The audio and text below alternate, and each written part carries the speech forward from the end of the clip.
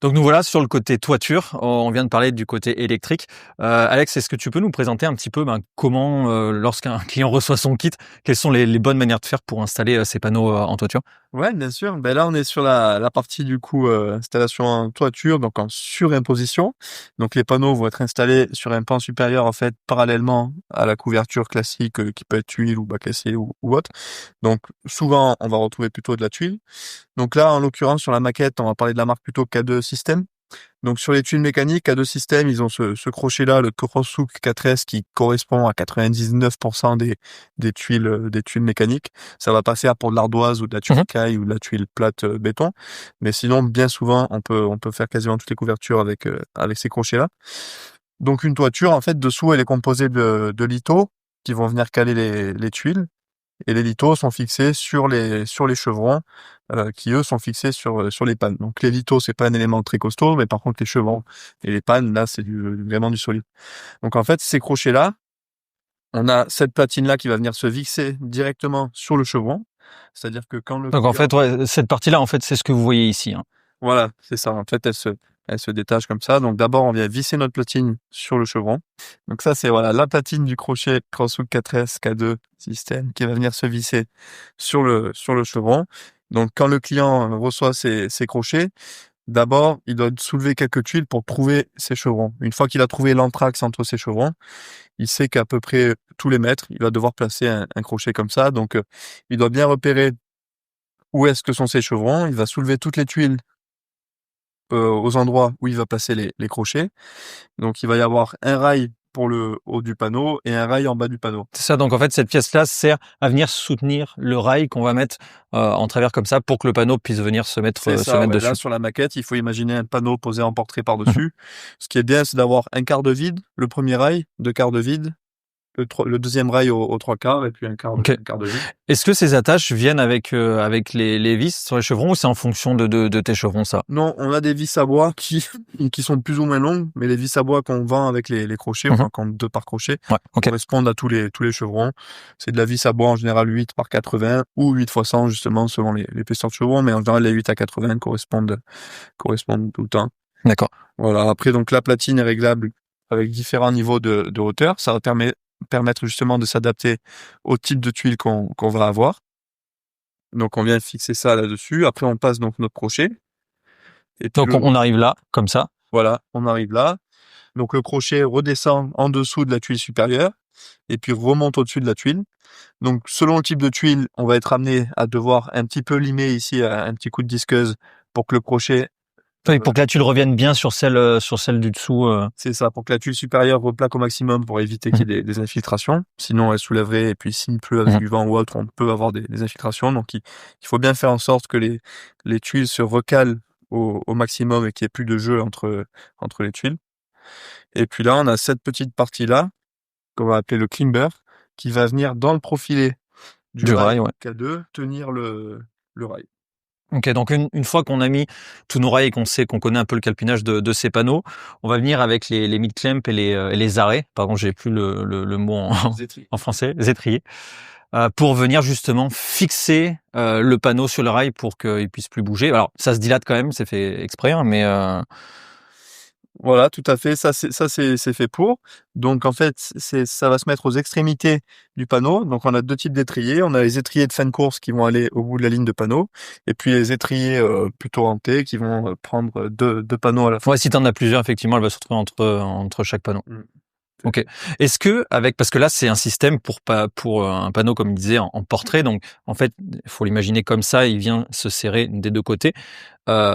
Est-ce que vous faites des systèmes pour les panneaux en paysage ou pas? Oui, alors on peut utiliser aussi la même fonction, c'est validé par le fabricant, d'utiliser des rails dans le même sens et de mettre les panneaux en paysage. Ok.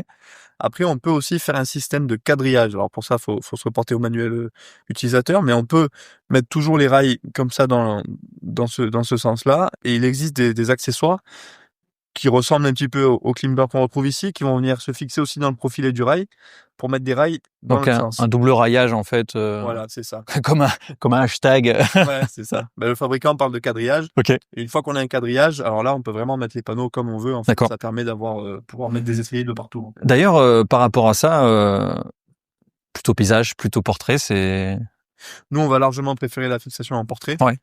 Parce que c'est moins coûteux déjà. En termes de production, c'est exactement la même chose. Des fois, on entend des mythes passer comme quoi un paysage, ça produirait mieux. Non, le panneau, du moment qu'il est sur la même toiture et même inclinaison d'orientation, qu'il soit en paysage ou en portrait, on aura exactement la même production. Donc, le portrait est moins coûteux parce qu'on aura moins de maîtrise de rail. Ouais, il y a moins de matériel finalement, donc c'est des mathématiques en fait. Ok. Est-ce qu'il y a d'autres choses à savoir sur la toiture? Alors, on sait que de toute façon, le point noir des toitures, c'est les risques d'infiltration d'eau. Est-ce qu'il y a d'autres choses à faire attention quand on installe ce genre de système? Ben là, quand on installe ce genre de système, la question aussi qui revient souvent, c'est le passage de câble. Parce que là, on a une maquette sans câble. Donc, il faut voir comment est-ce qu'on fait passer le câble. Quand c'est des tuiles comme ça, nous, on aime bien faire passer le câble donc au côté d'un crochet en faisant bien attention. Donc, ce serait par exemple comme ici. Voilà, c'est ça. Et toujours en laissant bien des gouttes d'eau. Les câbles doivent jamais être tendus. Sinon, si l'eau ruisselle contre, elle remonte. Faut toujours bien laisser de la marge de gouttes d'eau, même en cas d'intervention de SAV et tout. Celui qui passe derrière nous, il appréciera avoir un peu de mou. Donc, toujours bien laisser des gouttes d'eau. Souvent, nous, notre maquette ici, elle a pas de pare-vapeur. Mais souvent, on va trouver un pare-vapeur entre les chevrons. Pare-vapeur ou pare-pluie, comme on l'appelle, entre les chevrons et les lithos. Donc nous, effectivement, nos vis, elles vont venir traverser le pare-vapeur efficient de chevron. Et là, ça reste étanche parce que finalement, tous les clous qui fixent les lithos traversent déjà aussi. Oui, d'accord. Il y a déjà un perçage de toute façon. Voilà, c'est ça. Et on est collé contre le bois là. En termes d'étanchéité, ça nuit en rien à l'étanchéité du pare-pluie. Et par contre, pour le passage de câble, on a déjà vu des gens qui mettaient un coup de cutter dans le pare-vapeur pour faire passer le câble dans les combles. Ça, faut éviter. En général, les pare-vapeurs, c'est des bandes de 2 mètres qui se superposent. Donc, tu fais passer passer son câble à un endroit, une surimposition. Tu utilises dans les combles. ce qui existe déjà. Comme ça, là, en termes d'étanchéité, on n'a aucun souci sur ce système-là. Là, c'est un exemple tuile. Pour tout ce qui est ardoise, ce genre de choses, est-ce qu'il y a d'autres matériaux qui existent qui marchent de la même manière ou c'est un peu différent? C'est la référence du crochet qui va changer. Le système de rail ici, chez K2, c'est la gamme single rail qui convient à quasiment toutes les installations. Sauf ici, sur des bacs acier, on va plutôt avoir d'autres systèmes. Mais qu'on soit en tuile écaille, tuile ardoise, tuile plate, on va avoir différents crochets. On nous passe d'ailleurs le bon matériel. Ça, c'est un crochet pour de la tuile plate béton. Oui, on voit qu'effectivement là, c'est beaucoup plus fin. Voilà, c'est ça. Donc ça, c'est vraiment géographiquement qu'on va avoir des maisons comme ça ou autrement, mais plutôt en montagne d'ailleurs. Ouais, c'est ça. En altitude. Mais en fait, ici, la pièce qui vient fixer le rail, donc le fameux climber, c'est la même finalement que sur le crochet classique Crosshook 4S. Ok. Donc le crochet est différent, mais sinon tout le reste après, le principe est le même. Et là, Julien nous donne aussi la deuxième pièce. On voit pas mal aussi. Donc ça, c'est pour de la PST, de la plaque sous tuile. Donc ça, on vient sur la partie haute de l'onde de la PST, on vient percer et se fixer sur le chevron dessous. D'accord. Donc en fait, on appelle ça des tire-fonds. Souvent, les tire-fonds sur les PST sont déjà existants. Donc en fait, on enlève les tire-fonds existants et on les remplace par ces tire-fonds. Ok, tu crées pas de perçage supplémentaire. Hein. Non, c'est ça. Tu réutilises, d'accord. Là, quand c'est de la tuile mécanique, il suffit de soulever pour voir où sont les chevrons. Mais quand la couverture elle est faite en plaque sous tuile, il faudrait dévisser toutes les plaques pour voir, ça prendrait un temps fou. Donc en fait, c'est le couvreur au moment où il a mis les plaques, il savait où étaient les chevrons. Donc en fait, il faut se reprendre sur ces lignes, enlever certains tire-fonds et mettre les tire-fonds spéciaux comme ça, avec toujours ce climber qui va venir chercher le même système de rail. Ok. Donc il existe plus ou moins tous les matériaux disponibles pour des types de toitures différentes. Ouais, là. C'est ça. Et là, pour parler un petit peu plus de ça, c'est un système qu'on retrouve beaucoup en Provence. En Provence, on a souvent des plaques sous tuiles, des évrites, alors anciennement qui étaient beaucoup en amiante. Et dessus, il y avait des tuiles pour faire joli qui étaient collées. Ouais. En fait, quand on met ça, les tuiles sont là que pour faire beau. Donc on voit des installateurs qui en fait prépercent leurs tuiles et viennent fixer le joint ici contre la tuile ou fixer contre la plaque.